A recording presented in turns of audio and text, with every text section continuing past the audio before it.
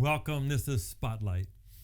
And I'm Pastor Dan, and for this January, we're sort of looking at what does it mean to be a real disciple of Jesus and to follow God in every way.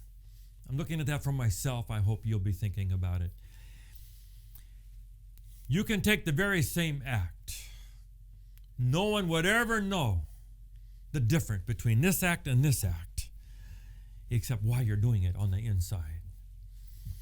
Are you doing this to kiss up to God? To earn something? To check all the boxes? So he'll say, okay, you did it all. I let you in. Or are you doing it in love to God and to thanks and praise? One of my favorite stories that I use in Bible studies is Dr. Pete Nelson is a dentist, Adventist dentist up in the California coast. And he had a dream. He loved climbing mountains. He's climbed many. And he had a chance to climb Mount Everest. You pay like $60,000 and you work out for a year, and then you go over there and you backpack, and then you go up Camp 1, Camp 2, Camp 3, Camp 4. Finally, it's the actual day.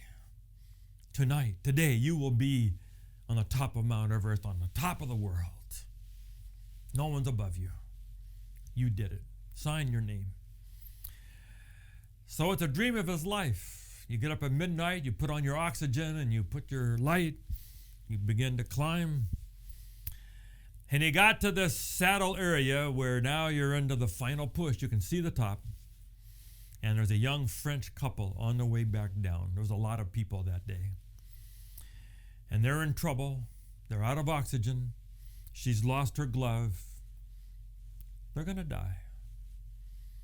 Everyone else passed them by. This is the law of the mountains. You're on your own. You take responsibility for your choices, but you're on your own. But he's different. He's a Christian, Seventh-day Adventist. You got a chance of a lifetime to go to the top of Everest, or you stop and help. He stopped. Shared with them some of his oxygen, helped them get down to where his tent was, put her in his sleeping bag. He tried to share it somehow so he could try to not die himself. Almost froze himself that night. The next day, they got everyone down to the base camp, saved their lives, especially her. The next year, he said he went over to France, went to the restaurant where she works. And when someone called her and said, the guy that saved your life is here, she came running around the house, the restaurant, jumped into his arms. And then she said, I would never have stopped for you, but you stopped for me. When someone has sacrificed like that for you, it's got to make a difference in how you live. You cannot waste your life now. Someone gave up something really important to them so they could help you. You can't now kind of foul up your life. I was a young pastor. I ended up being single, went through a difficult divorce. I was one of the first pastors to ever survive that. I had a conference president who believed in me, gave me another chance, saved my career. Everything I had to do and got to do for the last 30-some years is because that president gave me a chance. Ralph Watts. He's a mentor in my life now. He's 87 years old. I love this man. I've done the best I could to honor the gift he gave me with my life. I didn't do it to get him to bless me. He had already blessed me. I did it to say thank you. That's why we give. That's why we keep the 10 Commandments. That's why we go to church. That's why we do whatever we do. We are not trying to check the boxes. We're not trying to earn anything. We're just saying thank you for the grace that's been given to us. Romans 12:1.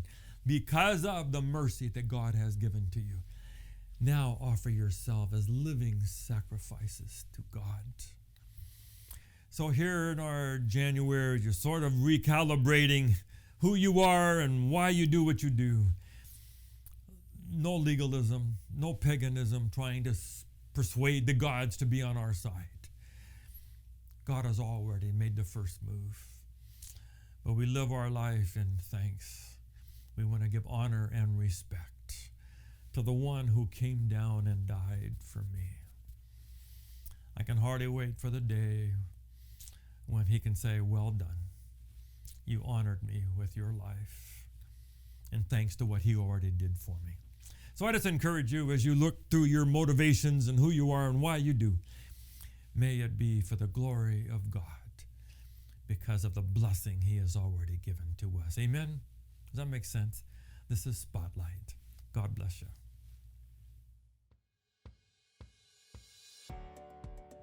Thank you for watching Spotlight.